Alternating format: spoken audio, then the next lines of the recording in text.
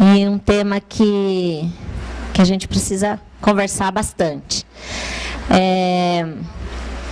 O arquivo de Rio Claro, ele tem a maior quantidade de produções e de documentação sobre o integralismo, que está, então, dentro do Fundo Plínio Salgado, né? Isso é uma honra para o arquivo, porque é uma parte significativa da nossa história, né? Que teve, eu que trabalho bastante com juventude, teve um envolvimento muito grande da juventude da época. E então, muito bacana que a gente possa tomar conta desse material, para que os estudiosos aí possam aprender e nos ensinar, né, como é que se viveu e quais são as questões que ainda estão presentes na nossa história atual. Então, eu vou passar a palavra ao professor Romualdo, que é professor aqui da Unesp, no curso de Pedagogia na Educação, e que, então, daqui para frente, ele coordena. Boa noite a todos. É uma alegria poder receber vocês, sejam bem-vindos.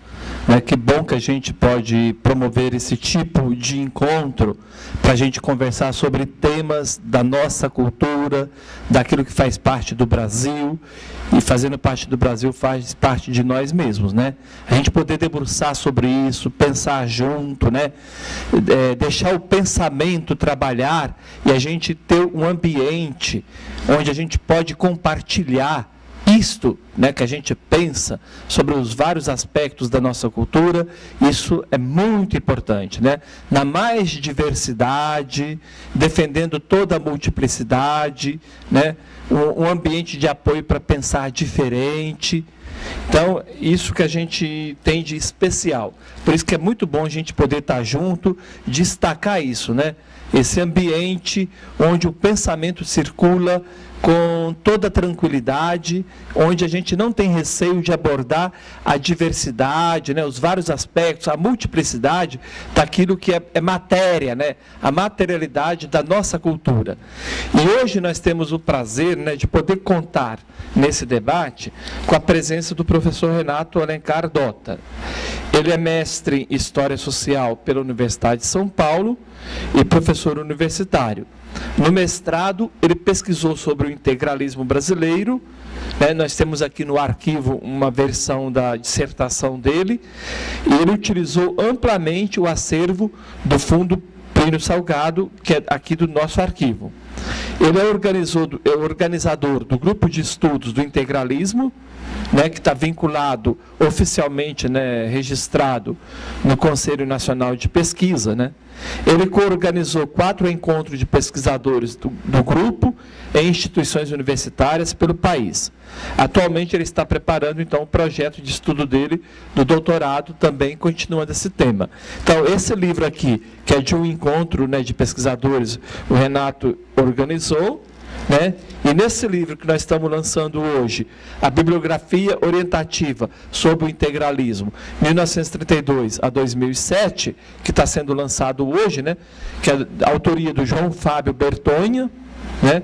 Saiu aqui pela editora da FUNEP, com o Arquivo Público Histórico de Rio Claro e a Prefeitura Municipal de Rio Claro.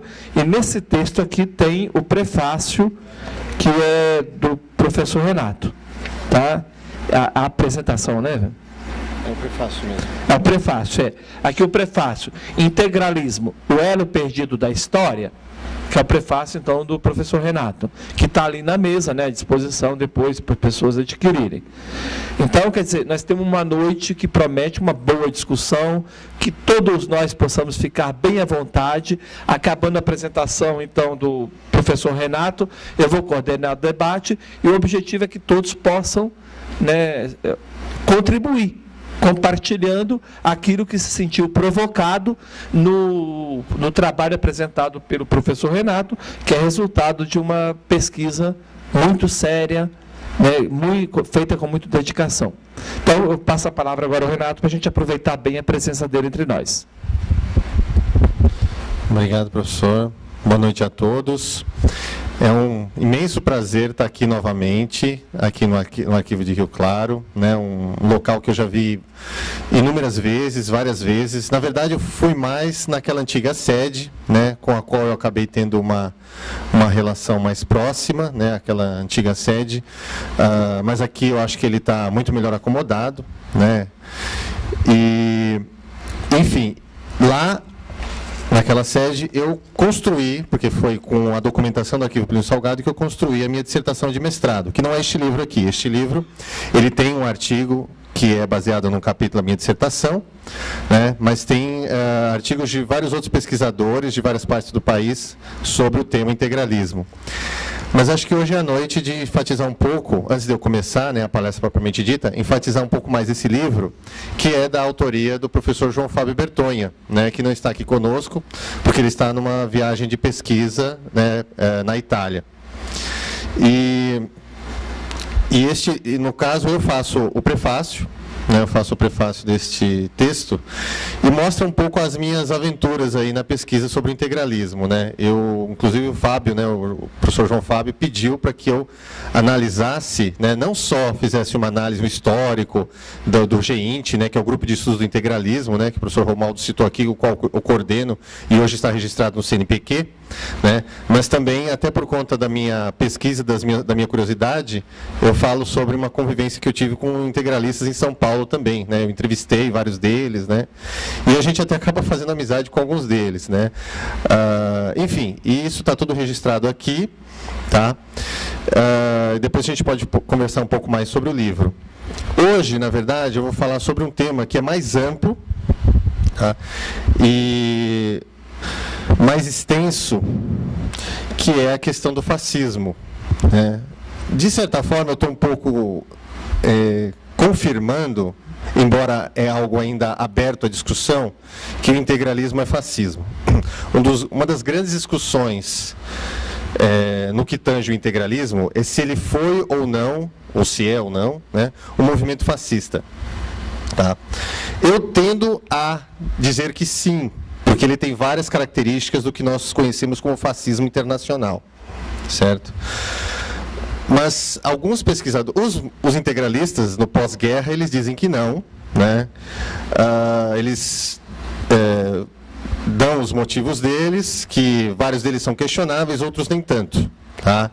Mas pesquisadores sérios também negam também, e com maior razão, se o integralismo seria ou não fascismo. Tá? Mas é tudo ainda aberto a debate, aberto a discussão. A maioria dos pesquisadores, aos quais eu me junto, são partidários de que o integralismo é fascismo.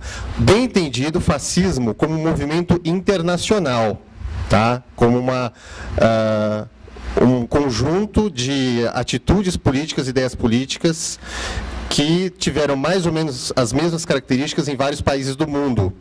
E não necessariamente que é um partido, o integralismo como partido mimético ao fascismo italiano.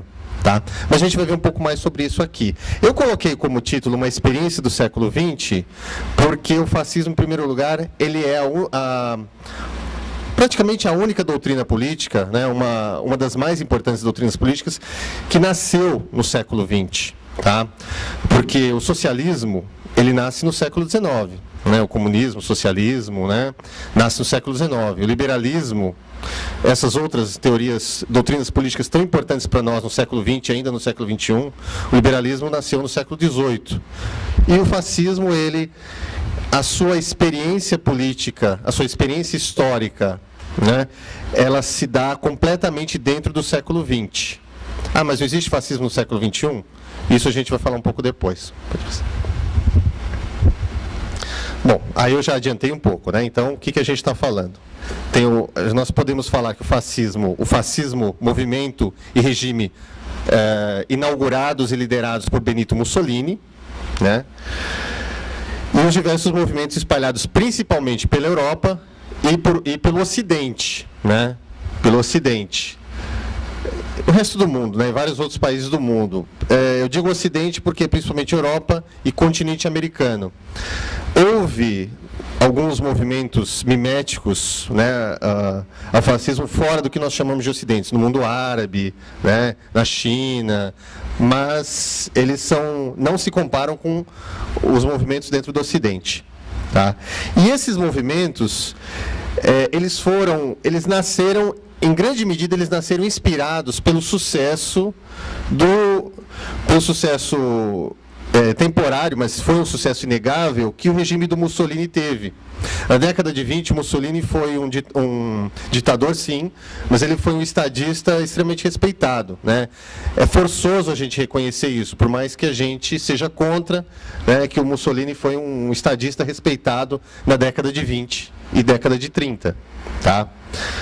Mas vários desses movimentos nasceram antes, né? Mas continuemos. Quais as características desse fascismo internacional? Ele era antiliberal, ou seja, ele é contra o liberalismo político, né, a democracia, tá? E também o liberalismo econômico, né? Então, o laissez-faire, né, as doutrinas liberais que ganharam terreno a partir da Revolução Francesa, a partir do século XVIII, e ganharam a Europa no século XIX. Tá? E que, nesse momento, na Europa, elas estavam dando sinais de fraqueza. Antissocialista, o fascismo ele é, por definição, antissocialista. Todos esses movimentos, né, seja na Itália ou fora da Itália, eles são antissocialistas. Tá? E aí eu estou incluindo, obviamente, o comunismo, né, na versão soviética. Tá? Autoritário e prega o monopólio do poder. Tá? Isso não é novidade para ninguém, né? Inclusive causa muita confusão a questão do que o fascismo ele é autoritário, né? Mas ele acaba a ideia de que o fascismo ele é sempre autoritário, mas nem todo autoritarismo é fascista. A gente vai falar isso um pouco adiante. O movimento de massas, né? Todo movimento fascista ele é ou ele almeja ser um movimento que abarca toda a nação de que ele faz parte. Né? Todas as classes sociais, ele pretende ser um movimento que ele quer derrubar as barreiras sociais, pelo menos em termos visíveis, né? E ele, então, por isso, ele quer ser um movimento de massa, um movimento que agrega toda a população, desde o mendigo até o magnata. Tá? Violência como instrumento político aceitável. Né? Nessa época, início do século XX, a rigor até hoje, né? Mas hoje, digamos assim, a nossa indignação em relação à violência política no mundo, ela é muito maior, né? Mas no início do século XX, até meados do século XX, a violência política era muito mais constante, inclusive no Brasil, né? Como a gente sabe. E só que, normalmente, mesmo naquela época, era mais difícil a justificação para políticos tidos como liberais ou conservadores tradicionais. Né? Mesmo os nossos coronéis, que usavam muito da questão da violência política, era tudo muito acobertado, em geral acobertado. Né? Agora, a violência que o fascismo é partidário, ele prega que a violência ela é legítima na luta política. Tá? De que a violência ela pode ser um meio viável de se alcançar o poder político. O fascismo não foi o único movimento a pregar isso. Né? Como a gente teve no início do século XX também a Revolução Russa, né? Vários socialistas também pregaram a ideia de que a violência poderia ser uma forma justa de se chegar ao poder. Né? E ambos, tanto Mussolini como Lenin, se basearam num autor francês chamado Georges Sorel, que escreveu um livro chamado Reflexões sobre a Violência, que pregava justamente sobre isso. Tá? Nacionalismo extremado. Todos os movimentos fascistas, né, que a gente rotula de fascistas, ou que se autorrotulavam de fascistas, eles eram de um nacionalismo extremo. Né? Desde aquele nacionalismo mais de cantar hino nacional, né, da questão do folclore local, etc., até a xenofobia, e o ódio a tudo que é estranho ou estrangeiro. Tá? Mas isso tem matizes, conforme os movimentos e conforme os momentos. A simbologia, isso também é encontrado em todos os movimentos que nós rotulamos de fascista, né? Aqui nós estamos aqui no local que abriga o arquivo do Plínio Salgado, né, que foi o fundador do, entre aspas, né, vamos colocar aspas aí por causa da polêmica, fascismo brasileiro. E, como vocês podem ver no fundo aqui, a gente tem aí um pouco da simbologia do movimento, né? Que, no caso aqui, a gente tem a questão dos uniformes, os gestos, normalmente o braço estendido, tá? O integralismo não foi diferente. Normalmente era conhecido como a saudação romana, por causa do Mussolini. Hinos, não só os hinos nacionais, mas os hinos dos partidos, rituais, etc. Tendências estatizantes. Tá? Aí, no caso, essa tendência antiliberal se manifesta através dessa tendência de estatizar e nacionalizar tudo, tá? Toda a vida nacional. Pode continuar. Pode continuar. Antecedentes dos movimentos fascistas, os movimentos pré-fascistas. Tá? A gente tem aí, é super polêmico, pessoal, mas alguns autores colocam a organização super conhecida aí até por causa de Hollywood, né? A Ku Klux Klan, a organização racista norte-americana, tá? É bem entendido, ela é pré-fascista, ela não é fascista, tá? Ela é do final do século XIX, ela surgiu num ambiente de derrota, né, do sul dos Estados Unidos no final da Guerra de Secessão, e depois da abolição dos escravos, os negros ganham direito a voto. E era uma organização secreta, na verdade, o que os movimentos fascistas em geral não são, mas eles usam da violência, ainda antes, né, da obra do Sorrel, eles usam da violência para impor a sua ordem política. Tá? No caso, eles faziam linchamento de negros, por exemplo, nos locais de votação onde os negros votavam, eles iam lá, arrebentavam tudo, assassinavam as pessoas, etc. Tá? E eles tinham uniforme, que era aquela roupa que parece uma roupa de fantasma. Né? Um outro momento, e um país que é tido muitas vezes como berço do fascismo internacional, é a França, né? A França aí da Revolução, né? Dos ideais de 1789, né? A França foi tido como um dos berços aí, e no local que houve muitas manifestações de caráter que nós chamamos de fascista. Tá? Um momento que foi crucial na formação dessa mentalidade pré-fascista foi um episódio chamado caso Dreyfus, em que um capitão do exército francês foi acusado injustamente de ter fornecido segredos militares para a Alemanha, para o Estado-Maior alemão. E o capitão Dreyfus era francês, era judeu. Isso motivou um antissemitismo que estava em estado latente na França, né, que teve outros momentos anteriores, né, houve ondas de histeria antissemita antes, e nesse momento, foi em 1895, foi um pretexto para que houvesse uma histeria antijudaica, antissemita na França. Tá? E aí surgiu uma organização que também é tida como precursora do fascismo, que é a Action Française, a Ação Francesa, né, de um monarquista chamado Charles Maurras. Tá? Em princípio, principalmente ela tinha esse objetivo de restaurar a monarquia na França, essa organização. Tá?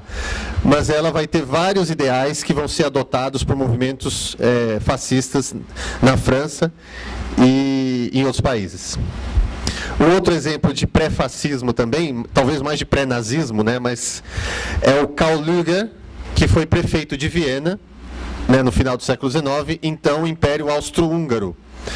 Ele foi prefeito durante mais de 20 anos, né, ele era, na verdade, um coronelzão lá de Viena.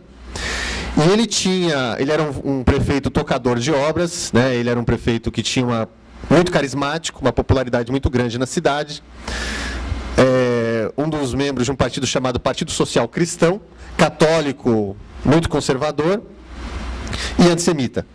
Então, em seus comícios, ele costumava dizer bravatas antissemitas. E o Hitler, ele chegou a viver na Viena, governada pelo Karl Lueger, né? E o Adolf Hitler, né, depois o fundador do nazismo, ele vai usar o Lueger como um dos seus inspiradores. Tá? Bom, o fascismo, esse nome vem de fascio, né? O fascio, ele é um feixe, a palavra italiana vem de feixe, né? Depois a gente vai ver aqui o que é exatamente o feixe, né? Ele dá a ideia de unidade, união absoluta. Tá? Só que antes do movimento fascista do Mussolini, haviam grupos que eram conhecidos como fasci, né? Como grupos como esses fácios, né? A gente poderia dizer em português, eram grupos que lutavam por alguns sindicatos, né? Alguns grupos que tinham causas diversas, eles se reuniam e se chamavam a si mesmo de fasci. Então, o fascismo, né? Não foi inventado pelo Mussolini, a ideia dos fasci não foi inventada pelo Mussolini. É a partir desses fasci que o Mussolini cria o seu movimento. Tá? E nesse momento, início do século XX, a gente vivia a crise do Estado liberal democrático, né?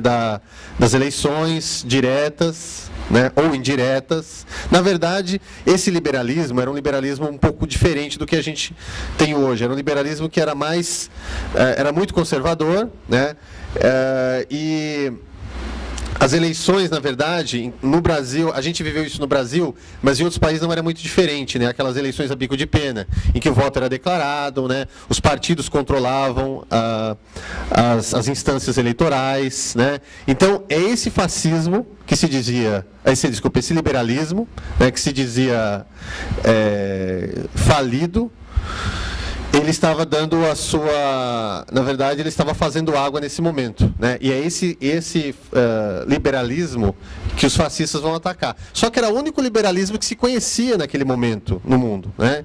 Então, em vez de se tentar aperfeiçoar a democracia, a liberal democracia, começou a se atacar, né? Então, enquanto algumas pessoas, os fascistas de primeira hora, justificavam a sua linha autoritária dizendo que esse liberalismo não funcionava, as pessoas que viram que esse liberalismo não estava funcionando, mas não necessariamente tinha uma tendência autoritária, começaram a pular para o lado desse autoritarismo, porque ele dava algumas vantagens para essas pessoas, inclusive das classes mais baixas, como a gente vai ver.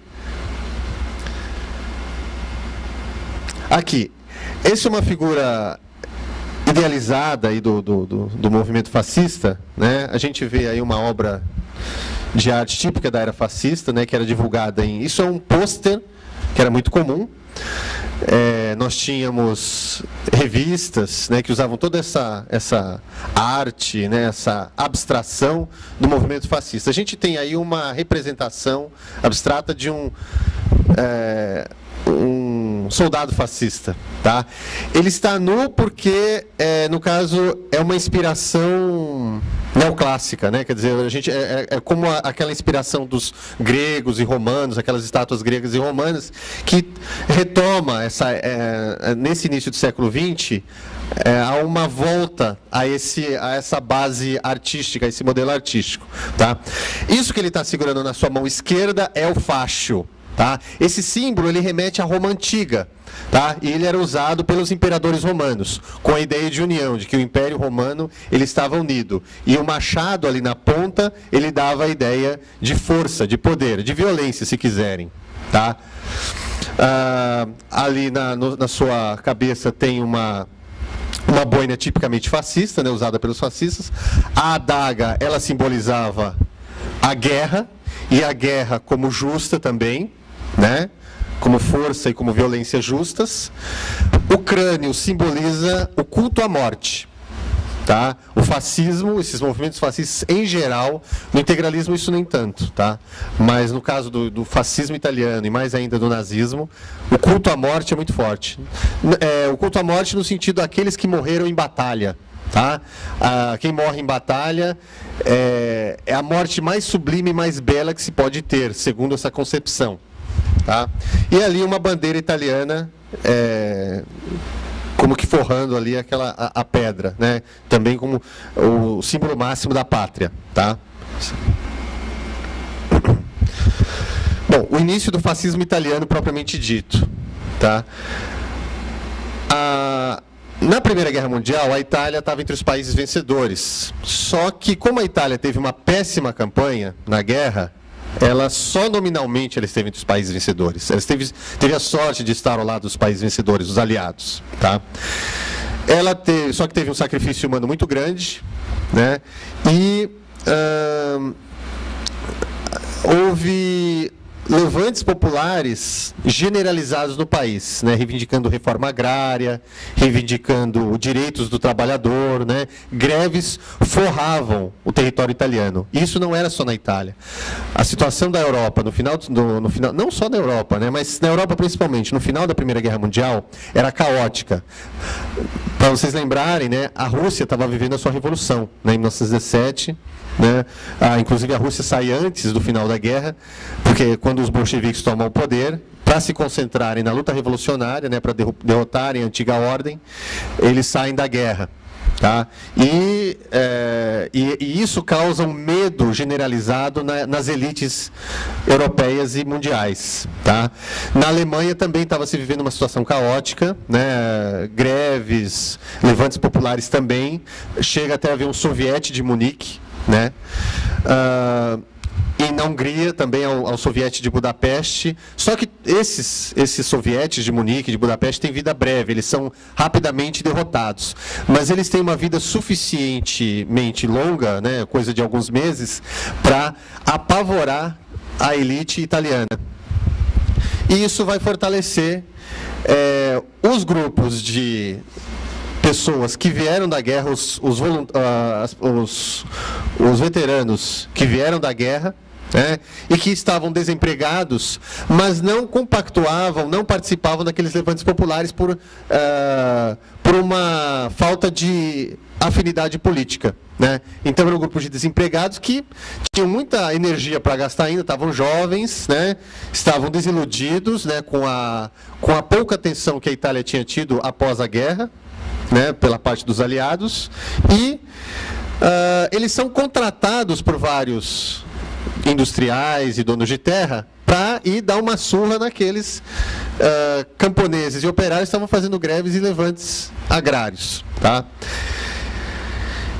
O Mussolini, ele se aproveita dessa situação. Ele era um socialista, ele participou do Partido Socialista, ele era um dirigente, ele não era um pequeno militante, ele era um dirigente do Partido Socialista, e durante a guerra ele rompe com o partido. Né? E ele lidera vários desses fasci, que são esses grupos de arruaceiros que vão desbaratar os grevistas. Né? E o Mussolini, com todo o carisma que ele tem, ele consegue reunir esses grupos. E aí ele forma um partido, o Partido Nacional Fascista, em 1919, em Milão. Tá?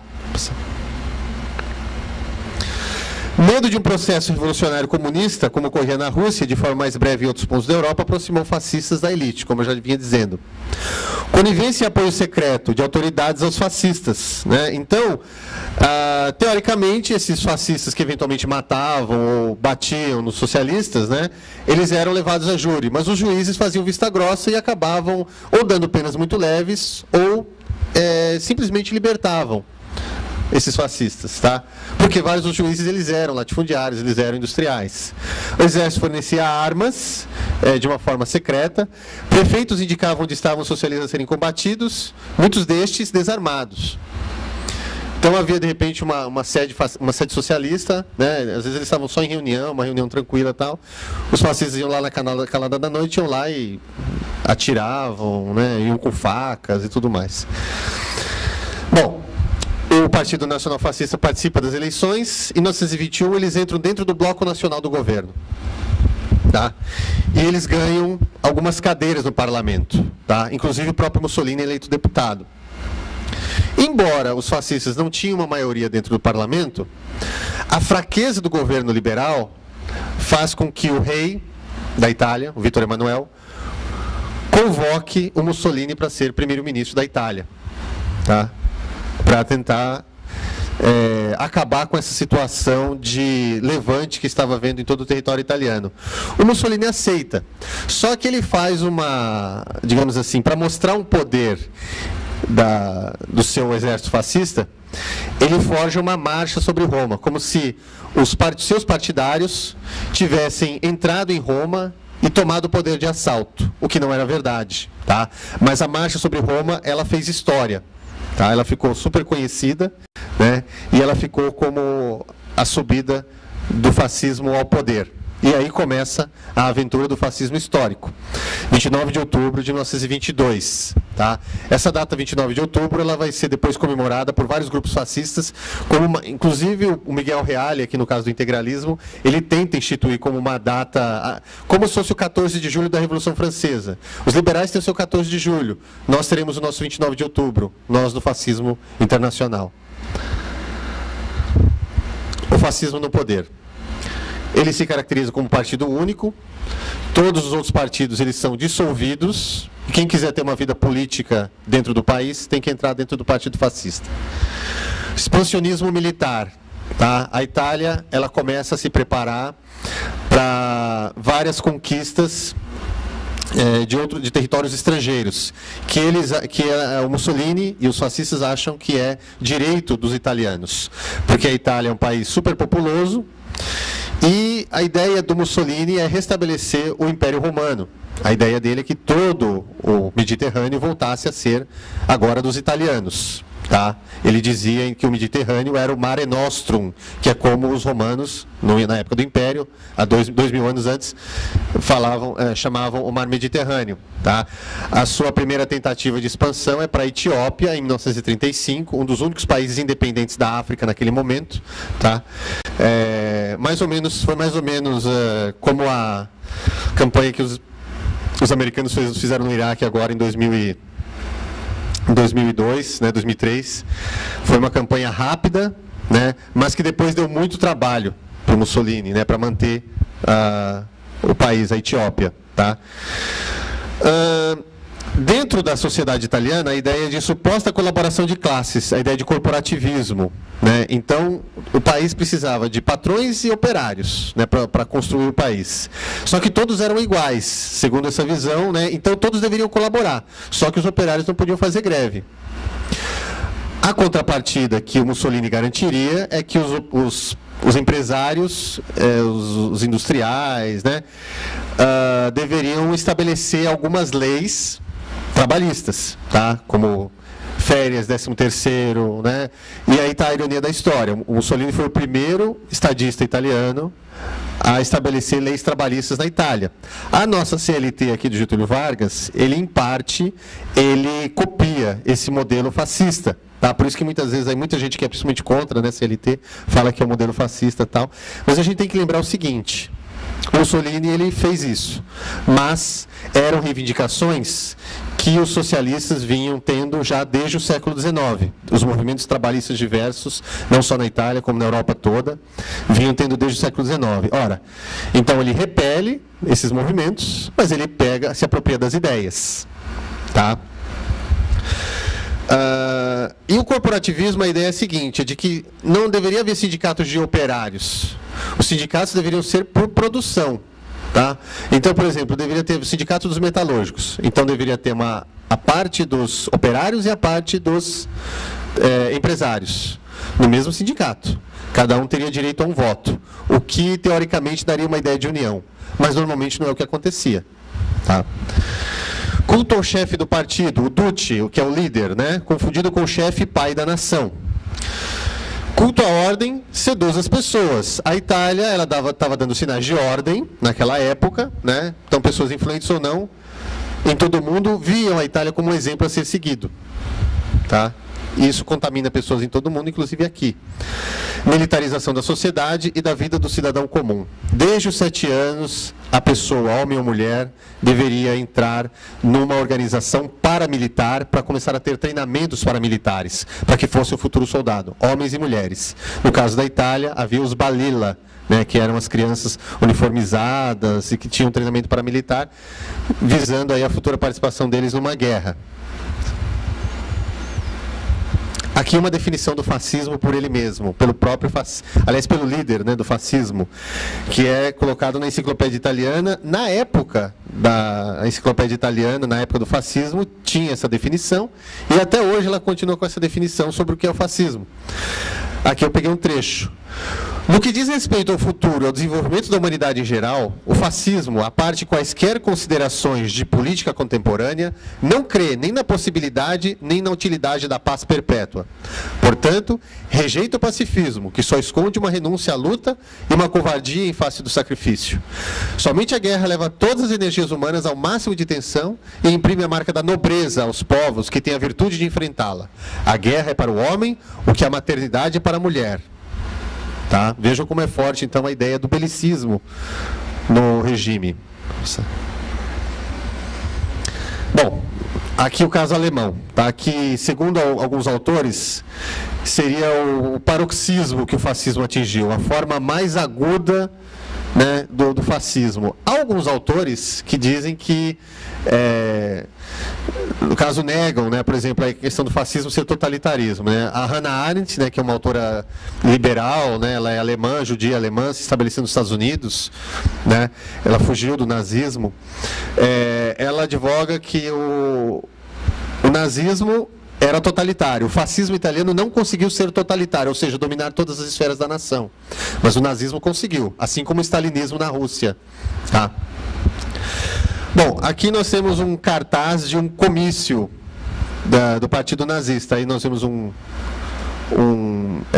soldado SA, né, que era uma milícia paramilitar do Partido Nazista. O texto diz: vamos para o comício popular em 9 de agosto. É um cartaz eleitoral, né? Então os nazistas estavam concorrendo a vagas no parlamento e eles tinham também uma divulgação imensa, né? Uma divulgação imagética imensa. Tá? Pode passar. Hitler antes de ser Führer. Hitler não era alemão, ele era austríaco, né? Isso acho que todo mundo sabe, né? Ele nasceu numa cidade bem na divisa da Alemanha com a Áustria. Ele era de uma classe média, seu pai era funcionário de alfândega, funcionário público. Tá? E a sua experiência como homem, né, como ser humano, não como político, né, mas, digamos assim, o batismo, né, do Hitler, na verdade, vai ser nas trincheiras, na Primeira Guerra Mundial, porque na sua juventude ele tentou ser artista, e ele era um artista frustrado, tentou entrar na Academia de Artes de Viena, né, ele foi recusado, as suas obras foram recusadas, ele ficou revoltado, e o que ele viu como canalização das suas frustrações foi a guerra, a declaração, quando a Alemanha declara guerra, a Alemanha e a Áustria, né, declaram guerra na Primeira Guerra Mundial, em 1914, ele se alista como voluntário. E ali ele vai ter uma experiência que vai marcar toda a sua vida, né, toda a sua trajetória posterior. Tá? Quando a Alemanha perde a guerra em 1918, ele tinha sido atingido, né, por gás mostarda, e ele está num hospital militar se recuperando, ele tinha ficado temporariamente cego, e ele recebe nesse hospital militar a notícia de que a Alemanha assinou o armistício. E ele ficou extremamente revoltado, porque ele achava que a Alemanha tinha potencial para continuar na guerra, né? O que não era verdade, né? Mas ele achava que, não só ele, né, se espalhou na Alemanha a ideia de que a Alemanha tinha sido apunhalada pelas costas, que tinha sido traída por maus alemães. E entre esses maus alemães estavam os comunistas, que estavam fazendo greves, e os judeus. E aí, toda a sua vida posterior, ele disse que se dedicaria a lutar contra esses dois grupos de mal ou não alemães, na visão dele, comunistas e judeus. E logo depois ele se reabilita, né, e ele volta à vida civil, e a Alemanha está numa situação parecida da Itália, em termos de desempregados, né, todos aqueles veteranos de guerra sem ocupação, né? Vários deles vão se entrar em vários partidos, vão criar partidos. E o Hitler, ele é contratado pelo exército para ser um espião, para entrar dentro desses partidos e ver reuniões, né, de partidos subversivos e fazer anotações, né, mais ou menos como o Dops fez aqui durante a ditadura, né. E ele entra num partido com um nome bem suspeito, Partido dos Trabalhadores Alemães, que tinha acabado de ser criado. Só que o líder desse partido, dos trabalhadores alemães, ele tinha ideias assim diferentes dos socialistas, né?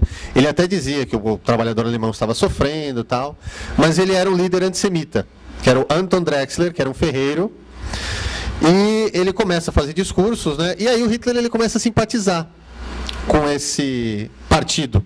E ele entra no partido. Ele abandona esse emprego no exército e entra no partido. E dentro do partido, o Hitler ele tem um carisma muito forte, ele domina o partido todo. E esse antigo fundador ele é eclipsado pelo carisma do Hitler, né? E 1919 é o ano, né, como vocês lembram, é o ano em que o Partido Fascista Italiano também é fundado. Só que enquanto o Mussolini, 3 anos depois, ele já está no poder, na Alemanha o processo vai ser um pouco mais longo. Então, o antissemitismo, né, como eu já expliquei, vai ser uma das bases do programa do Partido Nacional Socialista dos Trabalhadores Alemães, né, que o Hitler ele dá esse novo nome ao partido, chamava-se Partido dos Trabalhadores Alemães, mas ele dá a ideia de que o Hitler ele simpatiza com a ideia de socialismo, mas o socialismo não deve ser internacional, não deve ser o socialismo que seria o marxista, né? Deveria ser um socialismo nacional, só para os alemães, tá? E nesse Partido Nacional Socialista, e aí a abreviatura dele é Nazi, né? Os judeus teriam que estar excluídos. Isso não acontece, e é bom que isso fique claro, isso não acontece no fascismo italiano. O fascismo italiano, de origem, ele não é antissemita. Tanto é que havia uma seção de fascistas judeus. Havia fascistas judeus na Itália. E isso vai acontecer em alguns outros países do mundo também, tá? Mas na Alemanha, não. Na Alemanha, desde o início e sempre, o nazismo, o fascismo alemão, é antissemita, tá? Violência nas ruas, da mesma forma que no caso da Itália. Há o culto aos mártires, né, como eu falei, o culto à morte. Numa dessas batalhas de rua, há um dos líderes nazistas locais, ele é morto, um jovem advogado, ele é morto, e ele é transformado num herói. E isso vai dar ele é transformado em mártir da causa do nacionalsocialismo, é o Horst Wessel. E o Joseph Goebbels, né, que vai ser depois ministro da propaganda, ele vai fazer um culto muito forte a esse Horst Wessel, vai criar um hino, e vai ser o hino oficial do Partido Nazista, o Horst Wessel Lied, o hino de Horst Wessel. Tá? A luta contra o sistema dentro das regras do sistema. Apesar de ter tentado um golpe em 1923, e o Hitler aí é preso depois desse golpe, passa alguns meses na cadeia, no geral, eles vão depois disso, o Hitler vai falar, bom, ele vai tomar a seguinte resolução: nós vamos tentar tomar o poder seguindo as regras do sistema. E aí eles se candidatam a eleições. Tá? Durante a maior parte da década de 20, o Partido Nazista ele tem resultados eleitorais irregulares. Tá? Mas com a crise de 29 isso vai mudar. A reconquista da honra. Uma das bandeiras do Partido Nazista é a revisão ou a abolição do Tratado de Versalhes, que obrigava a Alemanha a pagar indenizações de guerra aos países vencedores da guerra, e que estava fazendo com que o país tivesse uma crise econômica sem precedentes. Hiperinflação, desemprego, quase um quarto da população desempregada, o que era, em parte, verdade. A crise de 29 é aquela, né, o crash da Bolsa de Valores de Nova York, né, e os seus efeitos são devastadores na Alemanha, né, que a Alemanha dependia inteiramente do que se negociava em Wall Street. Isso vai ter um efeito catastrófico na economia do país. Tá? O governo que a Alemanha vivia naquele momento era da República de Weimar, né, que era um Estado liberal-democrático, com eleições parlamentares, etc. Só que os governos caíam um após outro, né, os primeiros ministros caíam um após outros. E o Hitler ele já se colocava, diante dos sucessos que o Partido Nazista tinha nas eleições, como candidato a primeiro-ministro, ou como se diz até hoje na Alemanha, chanceler. Né? E isso acaba acontecendo. Em 1932 eles têm um sucesso eleitoral que os transforma no maior partido da Alemanha. E em 1933 ele é chamado pelo presidente von Hindenburg, que odiava o Hitler, mas se vê obrigado a chamá-lo. Não odiava porque ele era democrata, não, o Hindenburg, mas porque ele tinha desprezo pelas origens do Hitler. O Hindenburg ele era um latifundiário da Prússia, herói militar, foi general, herói da Primeira Guerra Mundial, e Hitler ele era o que o Hindenburg costumava chamar um simples cabo bávaro, né? Que foi o máximo que o Hitler conseguiu chegar na guerra, cabo. Só que ele é obrigado a dar o braço a torcer. Em 1933 ele nomeia o Hitler como chanceler, num governo de coalizão, tá? Alguns ministros são do partido nazista, outros são de partidos tradicionais, partidos de direita, mas tradicionais, tá? Achavam que poderiam manipular o Hitler e o nazismo e se enganaram redondamente. Acaba acontecendo um incêndio no Reichstag, que dizem que foi causado pelos próprios nazistas. Isso fez com que o Hitler proclamasse às pressas um plebiscito que dava amplos poderes para ele. E aí ele acaba com todos os partidos, fecha todos os jornais dos outros partidos, e qualquer oposição ao partido nazista seria punida. Tá? Os comunistas, vários deles são assassinados, né? Os judeus já começam a ser muito incomodados, né? Sinagogas são depredadas a partir desse momento. Tá? No ano seguinte, acontece um racha dentro do partido nazista, né? Um camarada do Hitler, desde os primeiros momentos do partido, né, chamado Ernst Röhm, ele não aceita algumas das determinações, algumas das decisões do Hitler. Por exemplo, de que o exército deveria ter uma certa autonomia, uma certa independência. O Röhm queria ser o líder do exército, que era um militante do partido, né? E o Hitler ele resolve ficar com o exército, tá? E aí o exército exige que o Röhm seja assassinado e todos os seus subordinados. O Röhm tinha um poder muito grande. Ele tinha toda a força paramilitar do partido subordinada a si. E essa SA, né, que era essa força paramilitar, boa parte deles são assassinados em 2 dias. No dia 29 e 30 de junho de 1934, centenas de pessoas são assassinadas na Alemanha. Vários dos antigos inimigos de Hitler, que não tinham nada a ver, inclusive, com a política, são assassinados nesse momento. É uma limpa que ele faz aí. Tá? O nazismo, logo no seu primeiro ano de poder, já mostra a que veio. O expansionismo militar. Tá? Em 1936, eles recuperam o Sarre, que era uma região alemã que estava sendo controlada pela França, na verdade, pela Liga das Nações. Ela é recuperada de uma forma completamente legal, né? Ou seja, por um plebiscito que estava previsto mesmo pela Liga das Nações.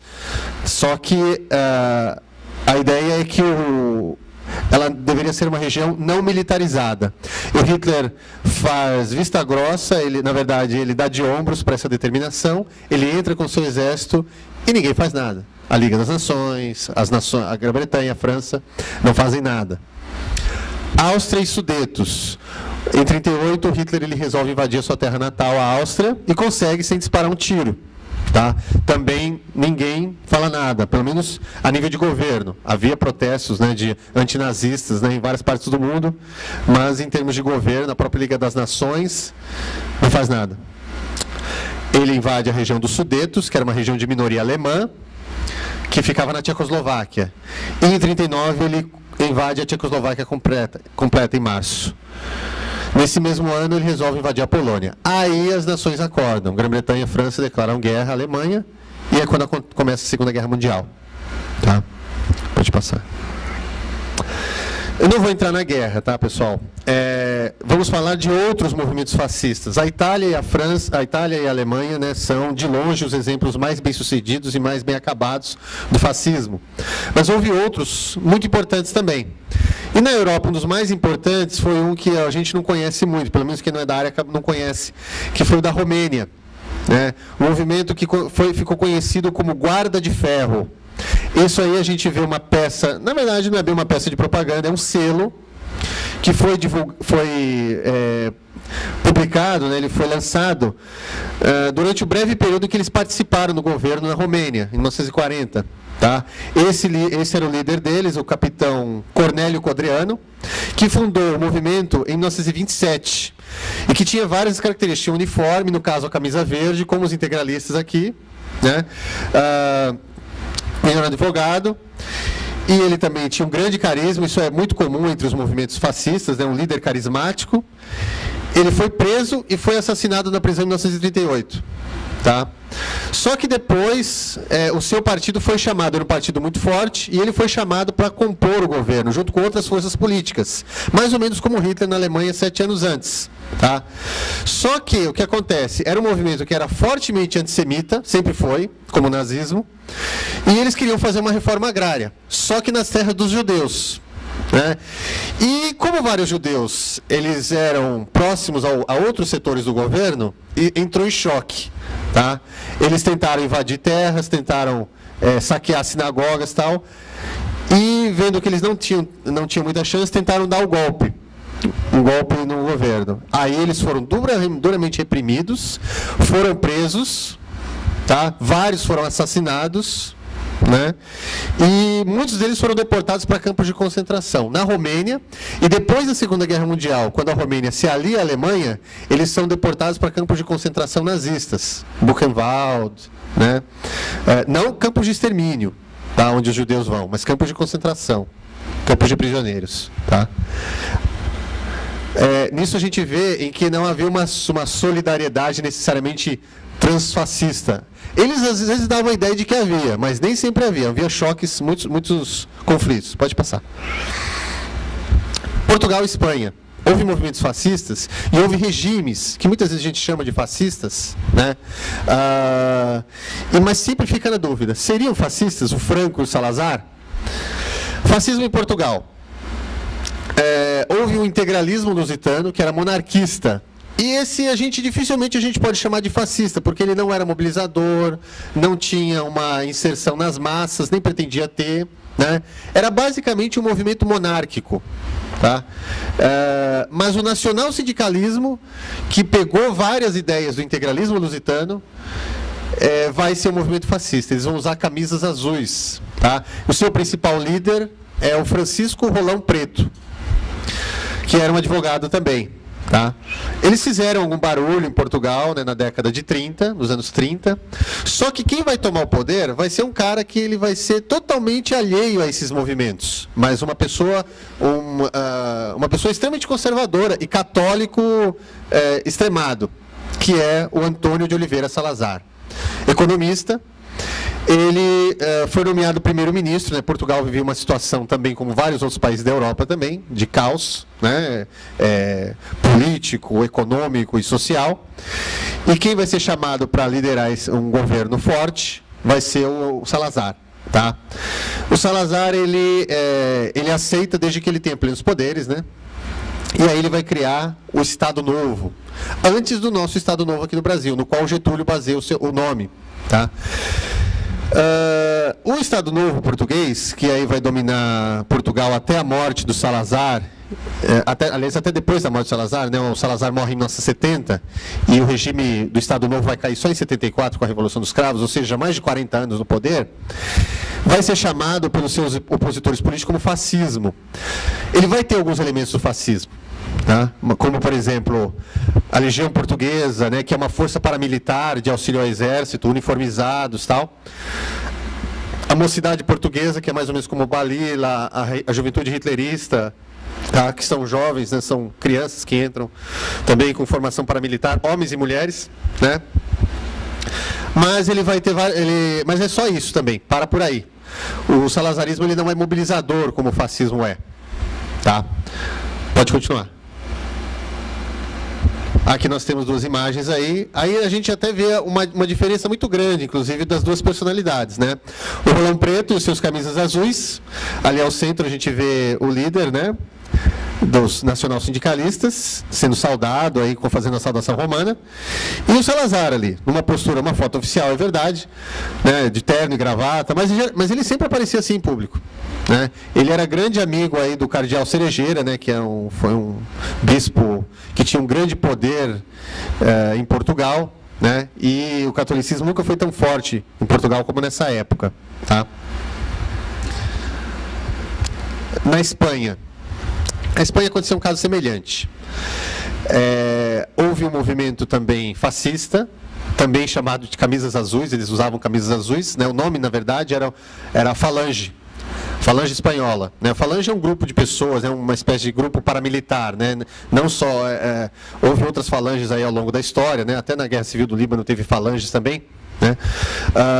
É uma formação militar. Né? E, no caso, aí, a Falange Espanhola ela tinha as mesmas características aí do fascismo italiano. Tá? E o seu principal líder era o José Antônio Primo de Rivera, que foi filho aí de um ditador espanhol, né, da década de 20, cuja ditadura não deu certo, tal. Nesse momento, a Espanha também vivia uma situação também extremamente complexa. Em 31, a República tinha sido proclamada e a esquerda ela avançava nas eleições. Né? Havia uma esquerda que estava avançando muito grande, os comunistas, socialistas, anarquistas. Né? O anarquismo espanhol era fortíssimo nessa época. Aliás, nesse momento, década de 30, era um país do mundo onde o anarquismo era mais forte. E as elites também apavoradas aí com esse avanço da esquerda. Acabou acontecendo em 1936 a Guerra Civil Espanhola, que foi motivada por uma vitória arrasadora que a esquerda teve em 1936 pela Frente Popular, né? E que o general Francisco Franco, que não tinha vínculos com o falangismo, não tinha vínculos políticos, o falangismo, mas era um homem extremamente conservador, ultracatólico, né? E violentamente anticomunista, fez um levante militar. Só que esse levante ele foi repelido no primeiro momento. Só que com o que acontece? Foi repelido, mas não totalmente. Então a Espanha ficou dividida em duas. Uma parte legalista, pró-governo, e era um governo que tinha o apoio da esquerda, de comunistas, socialistas e anarquistas. E outro lado, que eram os militares, antilegalistas, contra o governo, apoiados pelos falangistas e pelos monarquistas. Tá? O lado dos legalistas, junto com comunistas e com a esquerda, né, eram os republicanos. E o lado do Franco e os fascistas era conhecido como nacionalistas. Tá? O que acontece? Nesse processo da Guerra Civil, o Primo de Rivera é assassinado e o Franco toma a frente desse movimento. Né? E aí ele junta todos no movimento só. Fascistas, falangistas, monarquistas e o exército. Tá? Com a vitória do Franco na Guerra Civil, essa vai ser a base do governo dele. Até o final da Segunda Guerra Mundial, em 1945, como vocês sabem, o Franco ele tem a ajuda do Hitler e do Mussolini para ganhar a guerra. Né? Até o final da Segunda Guerra Mundial, os falangistas vão ter um poder muito grande dentro do governo franquista. Até o final da Segunda Guerra Mundial. Em 1945, com a derrota do nazifascismo, o Franco continuou no poder. Mas para ele não correr o risco de cair também, e, digamos assim, fazer uma concessão à comunidade internacional, que nesse momento era violentamente antifascista, começa a retirar os falangistas dos cargos principais. Quem vai ocupar os cargos no lugar desses falangistas vai ser a Opus Dei, uma organização católica que vai ter um grande poder na época do Franco e que vai ser a base do poder internacional, que é a Opus Dei. Do poder, né, dos seus diversos cargos. Tanto é que, quando o Franco vai inaugurar um monumento imenso, que existe até hoje lá, chamado Escorial, acho que é o Escorial, em 1959, é inaugurado com toda a pompa, tal, inclusive foi construído com o trabalho dos republicanos que foram presos, né? Ele, no meio toda aquela cerimônia, com igreja, exército, tudo mais, aí tem os falangistas representados, né? E tem um falangista que grita: Franco traidor! Aí o que acontece com esse camarada? Ele imediatamente é silenciado e é preso, jogado na prisão, e aí ele vai ficar muitos anos na prisão. Tá? De novo, então, a gente vê o Franco como, então, ele era fascista enquanto foi conveniente para ele. Tá? Depois ele continua sendo extremamente autoritário, um ditador, até ele morrer em 75. Mas cada vez menos fascista nesse sentido que eu estou falando para vocês. Tá? Veja então como é complexo. Salazar e Franco não eram fascistas. Tá? Autoritários ao extremo, mas não fascistas. Aqui as duas figuras também. O José Antônio, que foi assassinado pelos republicanos ainda, né, no meio da Guerra Civil. Tá? Aqui uma imagem idealizada, né, uma pintura baseada em foto, tal, né, que eles, de toda aquela propaganda, né, deles. Né, então, aí ele usando, segurando a bandeira da Falange, fazendo a saudação romana e com a sua camisa azul, num fundo, né, com nuvens. Né, e ali o Franco, numa postura marcial, né, uniformizado, certo? Na América Latina. Aqui a gente teve o caso do integralismo, mas teve outros. O integralismo foi o movimento fascista, né, mais forte do hemisfério ocidental, tá? O mais forte do continente americano. Foi o que, ou seja, foi o que teve o maior número de adeptos, tá? Mas nós tivemos um outro também, né, no caso no Chile. Né, que talvez, ainda faltam muitos estudos sobre o fascismo na América Latina, né, mas o do Chile é forte candidato a ser o segundo mais forte. Ele foi liderado por um advogado. É engraçado que ele funcionou exatamente no mesmo momento que o integralismo. Ele foi fundado em 1932 também, né? E ele tem um episódio que vai selar o fim da sua trajetória, né, nos anos 30 também, que é um massacre aí, né, muito mais grave do que os integralistas viveram aqui, né? Em 1938, né, que é quando acontece aqui a intentona integralista, que tentam assaltar lá o Palácio do Getúlio, o Palácio Guanabara. Mas aqui, o Jorge Gonçalves Fomarrés, ele era descendente de alemães, e ele cria o Movimento Nacional Socialista Chileno, conhecido como nazismo, com C. Tá? Ele consegue arregimentar alguns fiéis, alguns milhares de fiéis, né? E participa de eleições, mas não consegue adquirir um grande número de votos. Tá? Eles vão ser detidos no massacre do Seguro Obreiro, que é a Previdência Social lá no Chile. Foi uma tentativa de golpe, né, numa campanha eleitoral. Né, na campanha eleitoral estavam apoiando um dos candidatos a presidente, que não era o candidato do presidente naquele momento, não era o candidato presidencial, era um candidato de uma oposição direitista, mas de oposição. E eles fazem um desfile, e depois do desfile eles tentam tomar de assalto a Universidade Chilena e tomar esse Ministério da Previdência Social. Tá? E eles são dominados, tá? E depois de dominados, eles são todos levados para o prédio da Previdência Social e fuzilados, certo? 63 militantes são fuzilados friamente. Tá? Depois disso, o movimento caiu em descrédito. Né?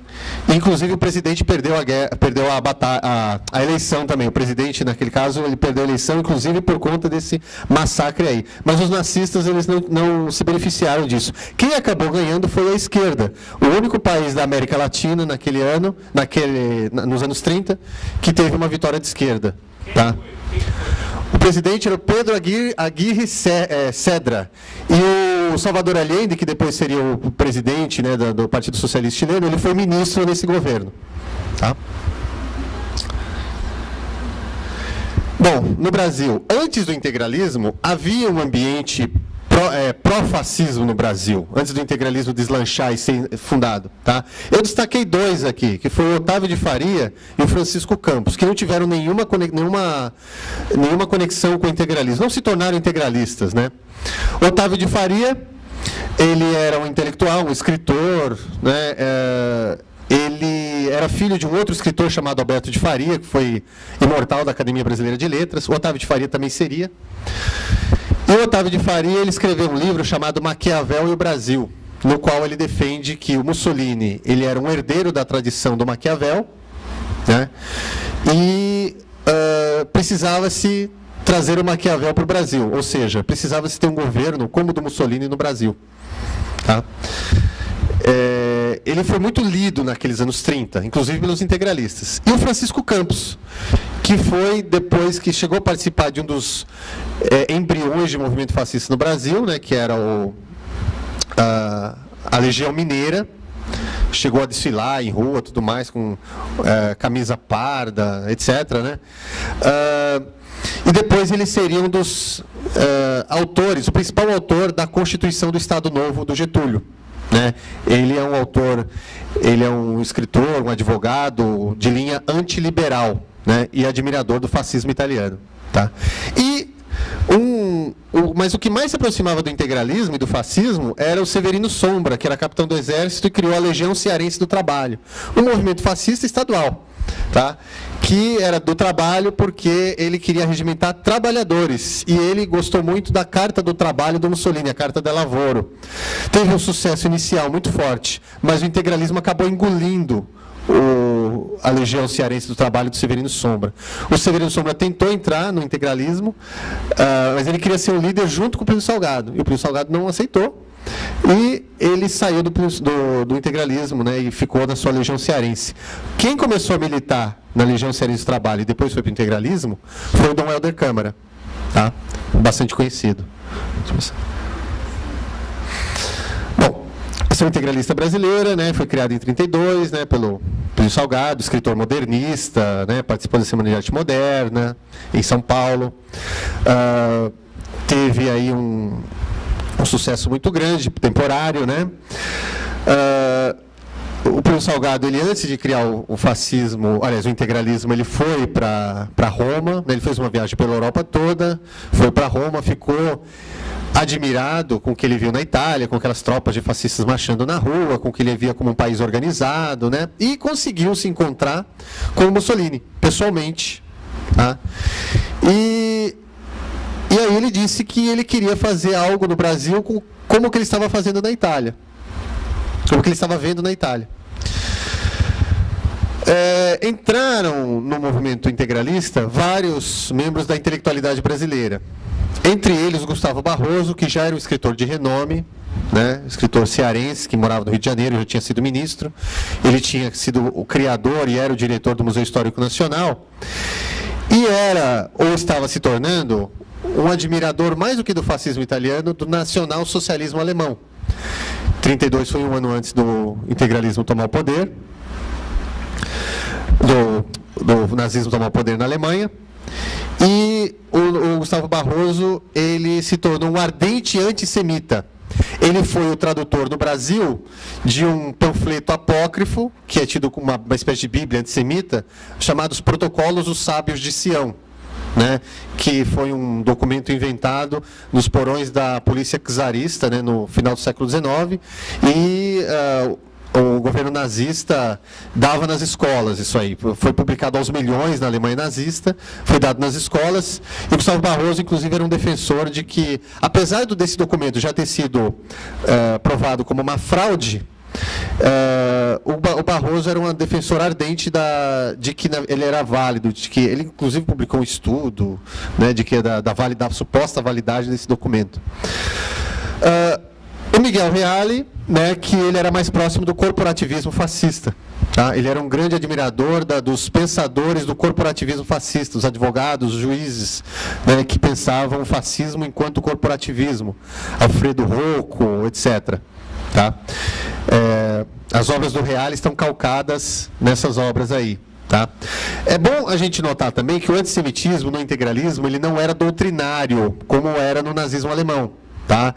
Havia antissemitas no integralismo, o Gustavo Barroso era o exemplo mais gritante, e havia pessoas que não eram antissemitas. O Plínio Salgado não era antissemita.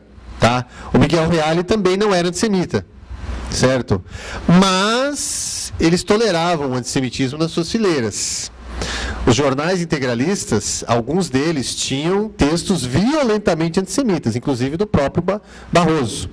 O Barroso tinha uma coluna no principal jornal integralista chamado A Ofensiva, a coluna se chamava Judaísmo Internacional, no qual ele denunciava supostas mazelas que os judeus estariam fazendo.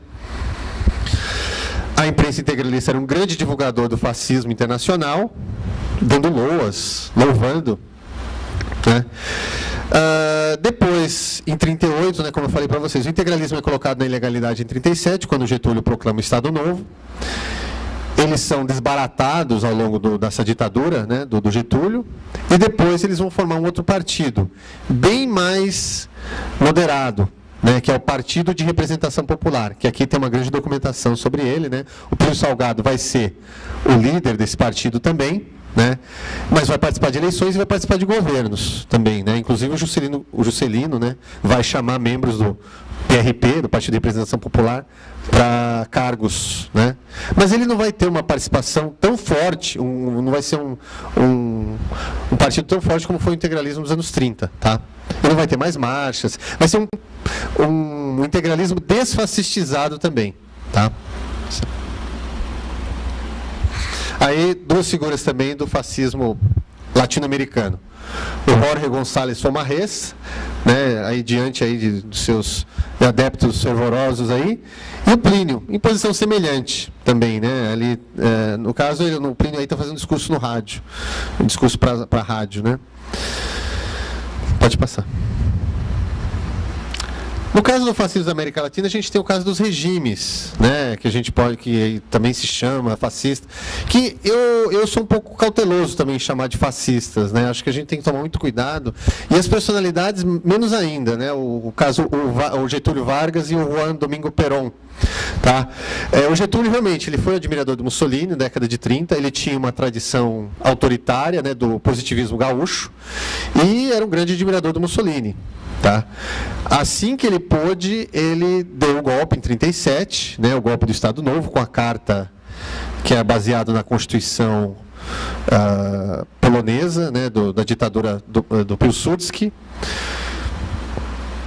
lavrada pela pena do Francisco Campos, né, que nós já falamos. Só que o Getúlio era mais complexo que isso.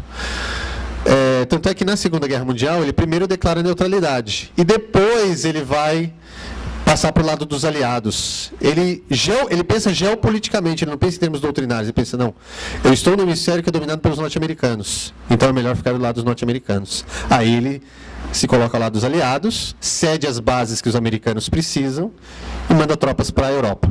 Tá? E aí, ele, num primeiro momento, ele cai, né, em 45, quando o fascismo é derrotado na guerra. Ele cai, né, o Estado Novo cai, só que politicamente ele sobrevive, tanto é que ele volta anos depois ao poder. E de uma outra forma, sem nada de fascismo. Muito pelo contrário, né?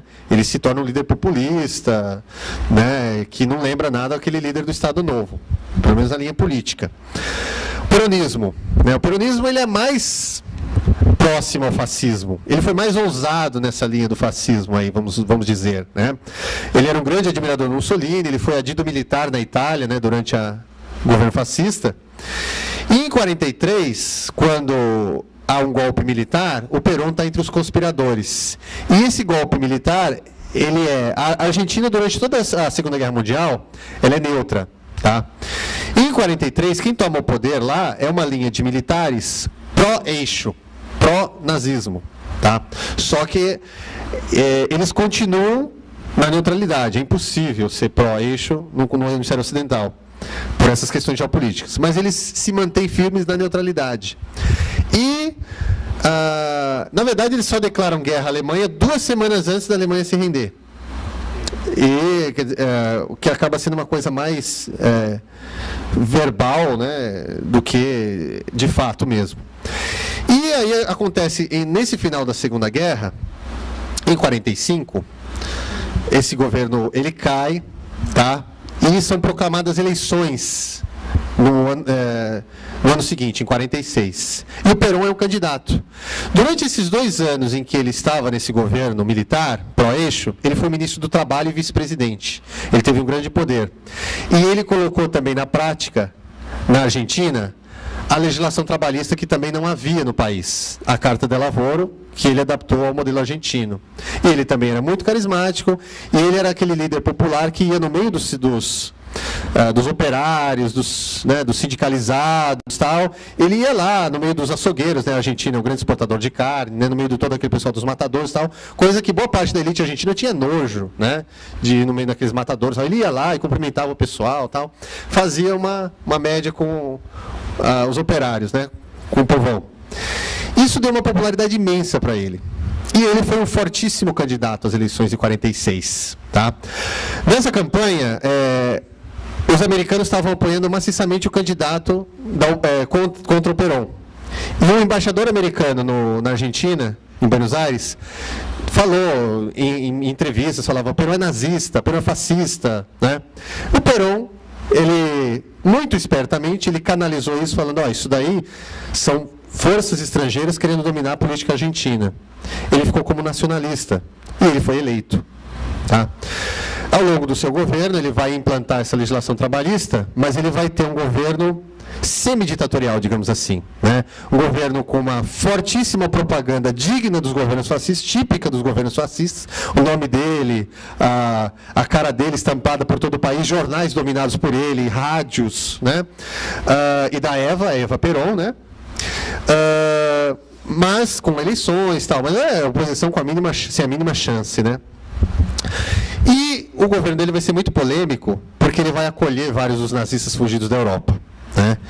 O mais famoso dele, o Adolf Eichmann, que depois vai ser capturado, né, por forças israelenses, vai ser julgado e condenado à morte em Israel, e o Joseph Mengele, que primeiro foi para a Argentina e depois veio para o Brasil. Tá?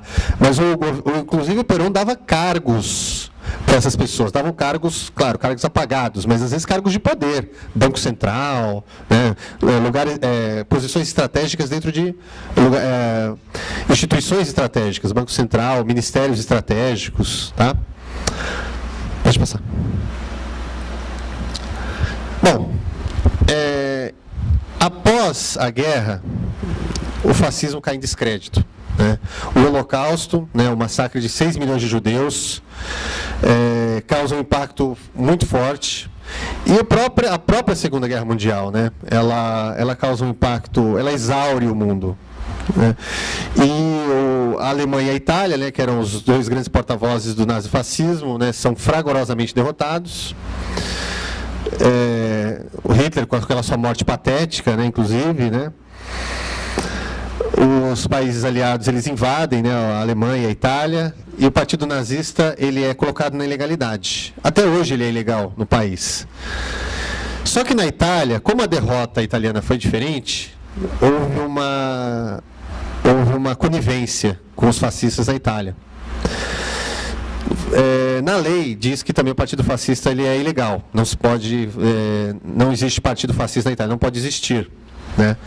Só que os fascistas eles se reagruparam numa associação denominada, um partido denominado Movimento Social Italiano, MSI. Tá? Vários dos ex-membros do governo fascista que sobreviveram continuaram nesse governo. Né? Por que lá foi diferente? Porque o Mussolini cai já em 1943, 2 anos antes do fim da guerra. E aí, o governo italiano que sucedeu Mussolini passou para o lado dos aliados. Né? Então isso fez com que muitos oportunistas ficassem com os aliados, continuando fascistas. E eles puderam sobreviver depois politicamente. Tá? E aí eles formaram o MSI. Mas nunca foi um partido tão forte como foi o regime do Mussolini. E nunca voltaram ao poder, a não ser em prefeituras, vereadores, deputados, coisas assim. Tá? Depois, nas 2 décadas seguintes, o fascismo ele teve uma presença extremamente... ele era muito mal visto e sempre que ele aparecia era com outros nomes, né, como no caso do movimento italiano, né, que eu falei. Tá? Ele vai começar a ter alguma aparição pública com a simbologia, suástica, essas coisas, a partir da década de 70, com movimentos juvenis, movimentos de juventude de rua, que surgem na Europa, na Inglaterra. O primeiro que surge, o movimento que surge é o movimento punk, né, que é um movimento de operários, de filhos de operários desempregados. Tá? São movimentos de revoltados, né, pessoas revoltadas e tal. O movimento punk, na verdade, ele é um movimento anarquista, ou apolítico ou anarquista. Ou seja, né, esquerda e tal.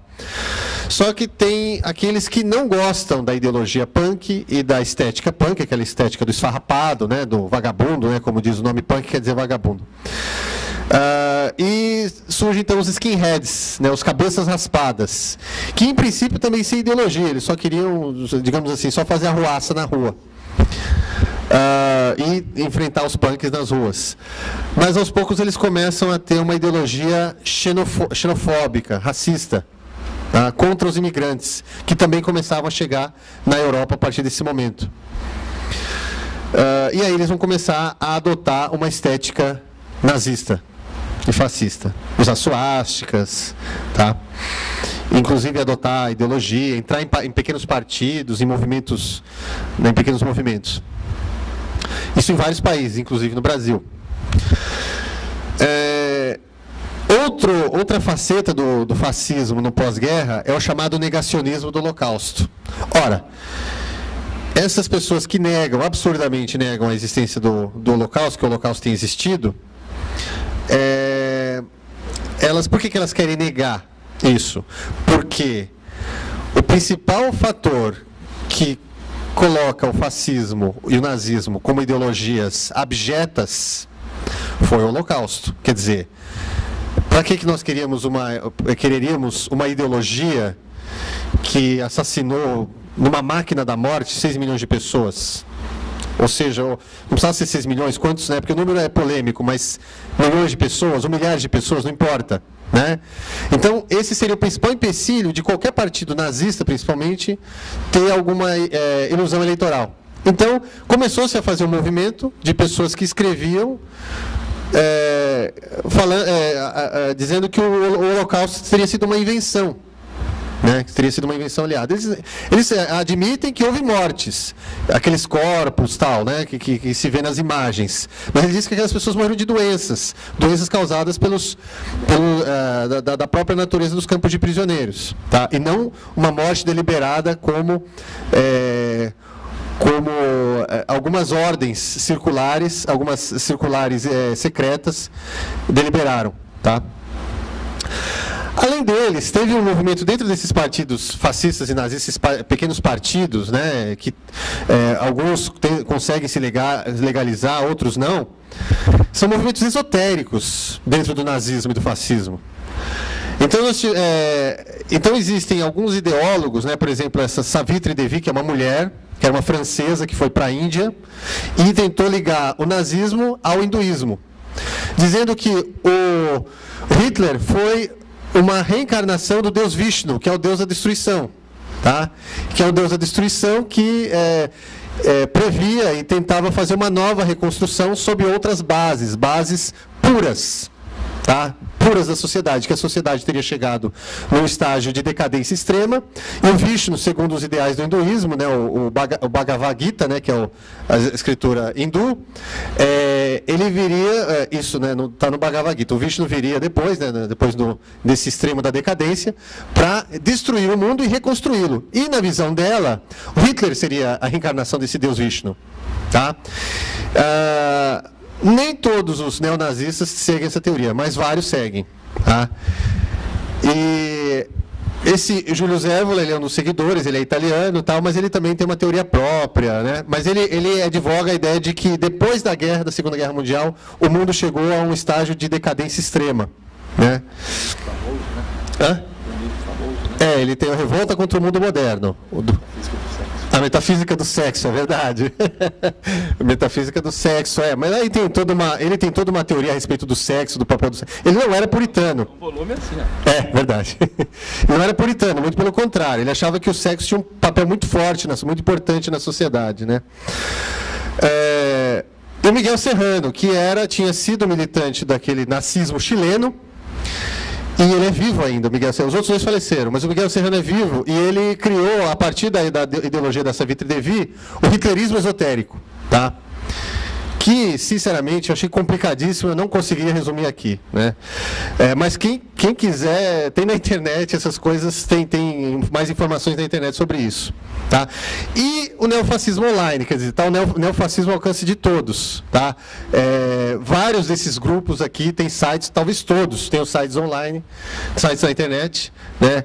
O que faz com que eles tenham contatos entre eles que antes da internet não era possível, dada a perseguição policial do establishment em relação a esses grupos. Aí eu coloquei fotos. Aquela é a Savitri Devi, ali quando jovem ainda, né? E ela faleceu em 78, ela morreu. Tá? Ela mesma tem uma trajetória muito louca também, assim, que já valeria toda uma palestra também. E o movimento skinhead aí, que já é mais conhecido, a gente já vê até na mídia e tal, né? Deixa eu passar. Bom, aí eu só queria reforçar a questão do fascismo como epíteto, né? O fascismo ele foi tão forte na sua época, e ele ficou tão marcado por causa da Segunda Guerra Mundial, que ele se transformou num epíteto, né? Então, O fascismo é uma ditadura, é verdade, mas nem toda ditadura é fascista. Às vezes, no calor das discussões políticas, se dizia que o Pinochet era fascista, Berlusconi hoje fala, Berlusconi é fascista, né? O regime militar no Brasil era fascista, Médici e tal, né? Por conta de toda a truculência que muitas vezes eles tinham. Hã? Pois é, alguns ainda dizem, né? Também. Não vou entrar na polêmica, não. Até Stalin, né? Por exemplo, o próprio Trotsky, né, dizia, né, na sua luta contra o Stalin, dizia que o Trotsky, o Stalin, na verdade, estava edificando um Estado fascista na União Soviética, né, e muitos trotskistas dizem isso.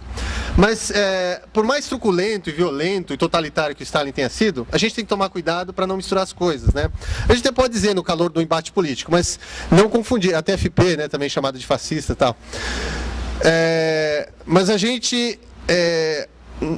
dentro do contexto histórico, o fascismo é isso aqui, é mais ou menos isso que eu tentei falar para vocês. Fora disso, a gente tem autoritarismos, a gente tem ditaduras, né?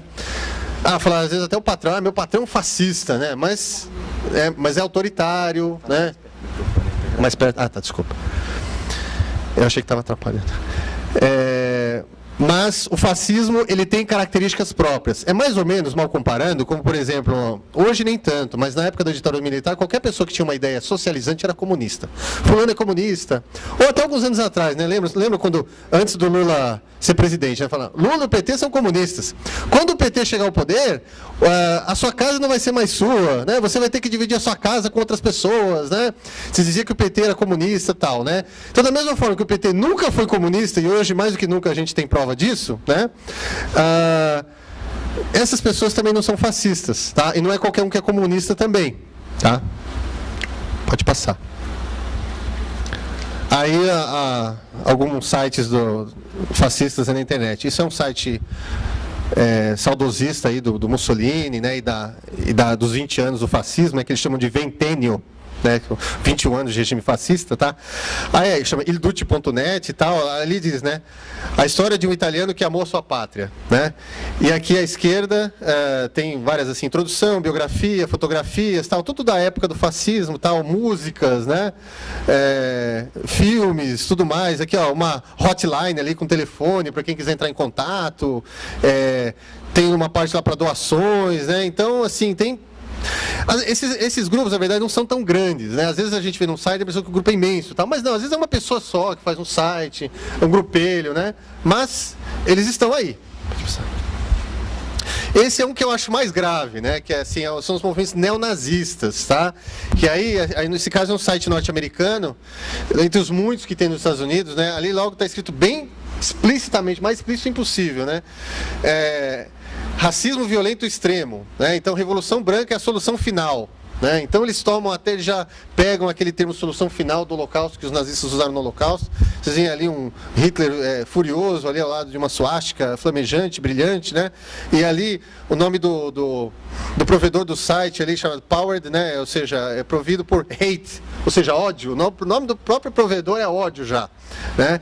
E são movimentos que são de supremacia branca. Tá? Ali embaixo, ali ao lado daquelas bandeiras nazistas ali que a gente vê, embaixo vocês têm a bandeira do Sul Confederado, né? Que é da bandeira dos estados do Sul que lutaram na Guerra de Secessão, vários deles aí simpáticos a Ku Klux Klan, né? Só isso que eu ia passar.